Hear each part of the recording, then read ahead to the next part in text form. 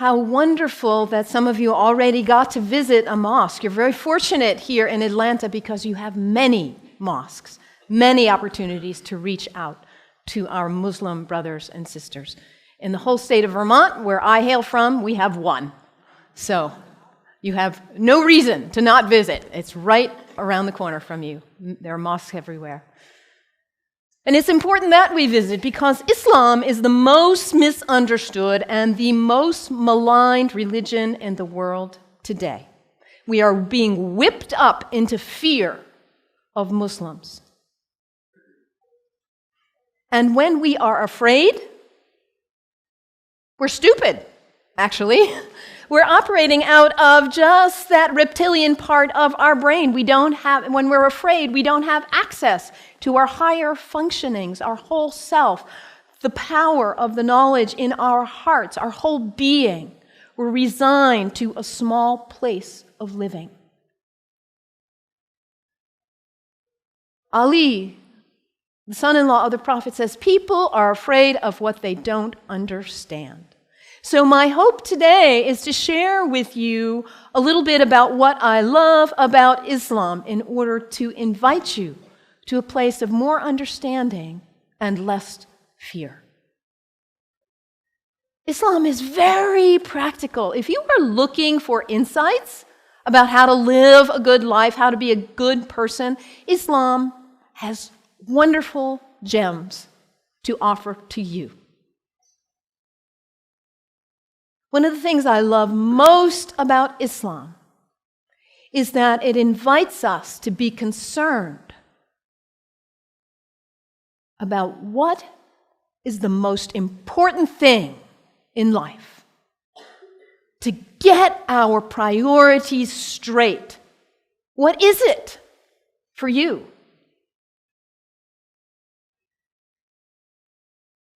Stuff? Money?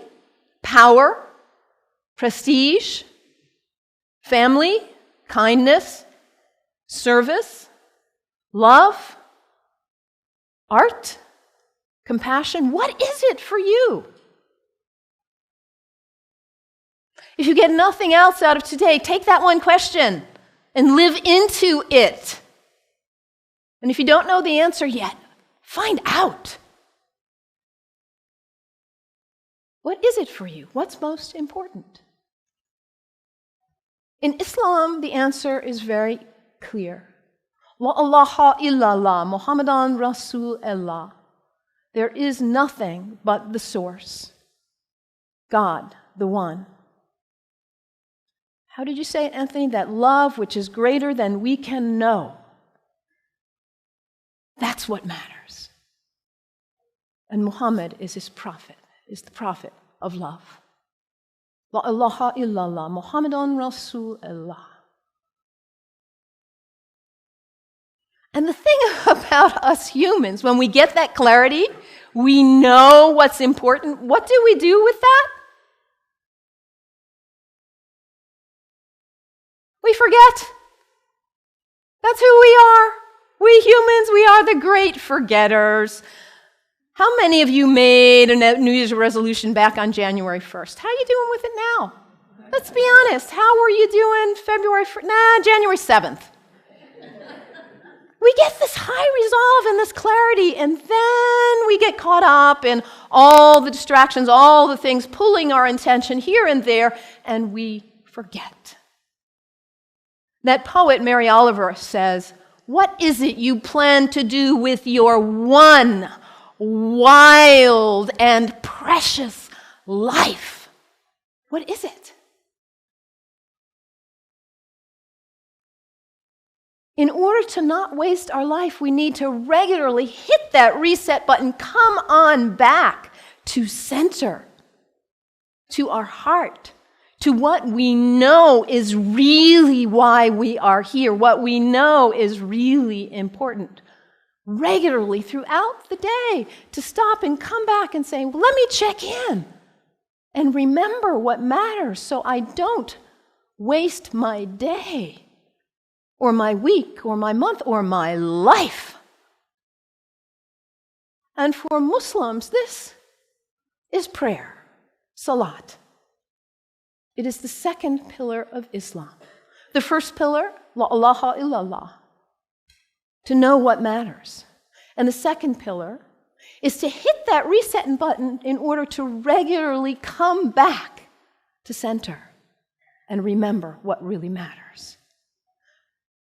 And for Muslims, this is not an activity in the head. It's an activity of the whole body. Allah Akbar, Allahu Akbar.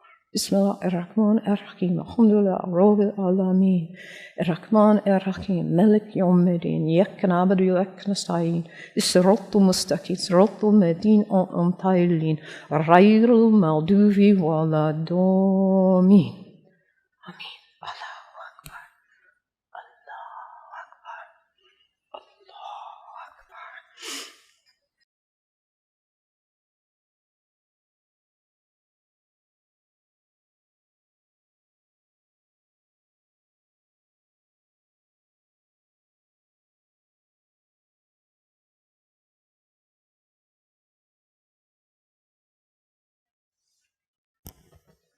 Can you imagine how limber you'd be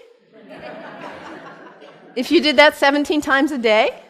And it's done in the direction of Mecca, northeast, more or less. To hit that reset button in order to come back, to hear that voice still and small, like we just sang about, to come back to what matters. So practical, I love that, the second pillar of Islam. Islam also reminds us to always be concerned about those who are less well off than ourselves. Over and over in the Quran it says, be concerned about the widows and orphans. Be generous. I brought some soup as a symbol of generosity, giving, donating to food banks, giving to people who need food. I think about Muhammad almost like a social genius. He himself was an orphan. By the time he was 6 years old, he had already lost both his parents. He knew marginality. He knew it. And what happens when there is imbalance in a society where there are some who have a lot and some who don't have enough? What happens here? Those who don't have enough are suffering, aren't they? Out of their lack of nutrition, food, healthcare, hygiene, educational opportunities, they suffer. And in their suffering, they may experience illness. Their illness doesn't stay there, does it? It spreads to the rest of the people. And in their need, they may choose to engage in criminal activity just to try to put food on the table. And that destabilizes the whole society when you have some without and some with too much. And what about the people with too much? Greed is spiritual bankruptcy. We cannot know well-being in our hearts when we are surrounded with too much while others are suffering. It creates instability. And Muhammad, peace be upon him, he was a spiritual genius, saying, let's bring it back into balance. Let's give. Let's be generous. And this is the third pillar of Islam, zakat, generosity. I love that about Islam.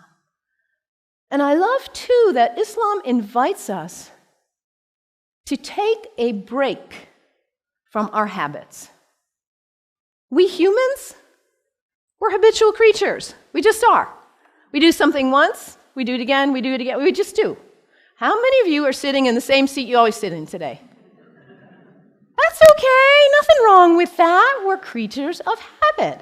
And if the habit's a good one, like brushing your teeth, wonderful. It strengthens you. Your habits can raise you up to give you strength and clarity to live your life on purpose with integrity. Or your habits can pull you down.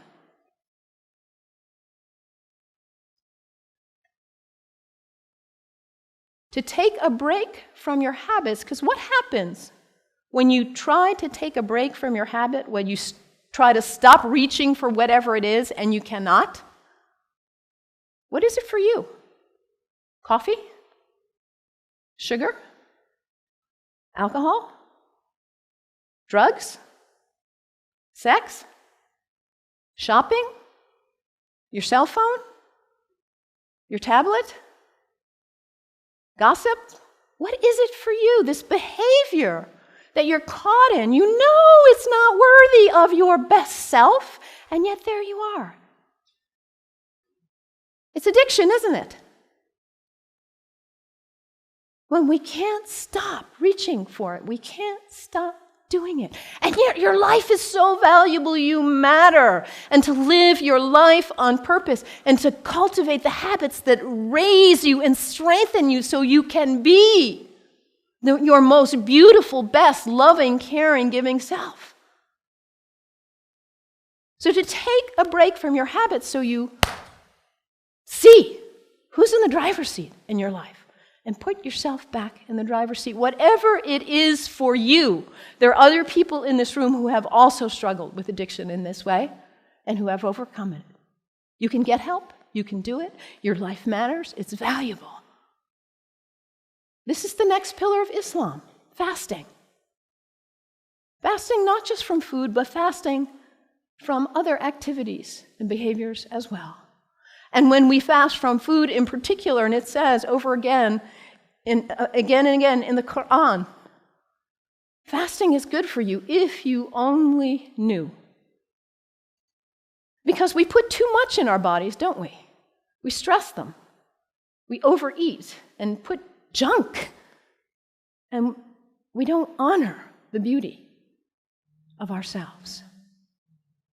And also, when we fast, hunger is not a theory in the head, it's an experience in the body when we fast from food, that feeling. And then when you see somebody else on the street who is begging, it's not a theory. You feel empathy because you know what hunger feels like. It's harder to close your eyes and walk right on by.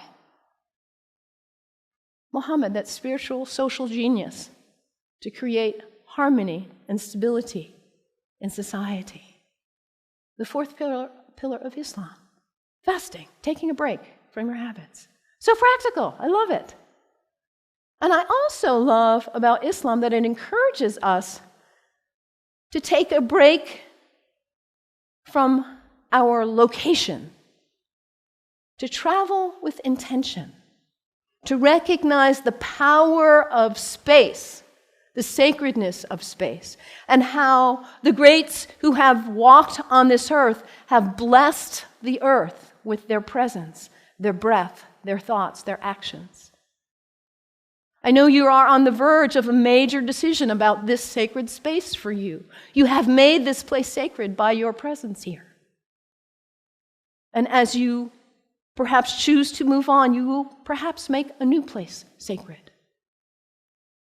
by your use and your love.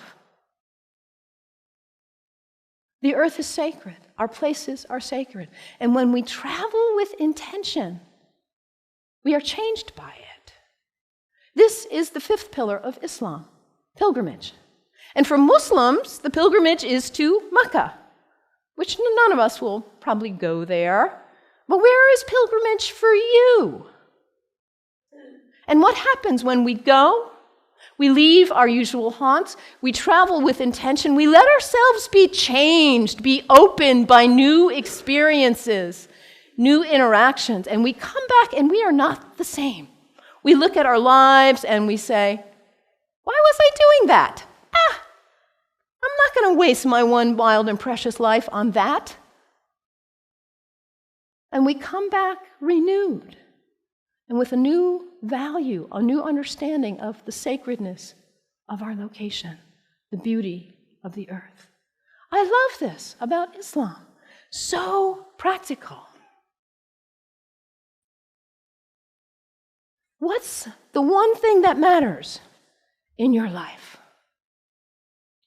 Hit that reset button regularly so you come back to your purpose. And don't be self-centered. Be always concerned about others and their needs. those less well off especially, and recognize the sacredness of the temple of your body.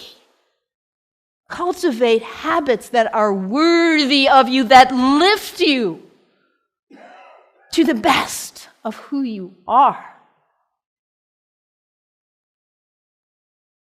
And recognize the sacredness of space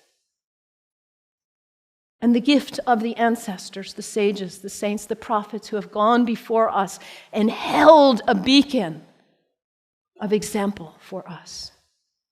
Travel with intention. Let yourself be changed. The 5 pillars of Islam.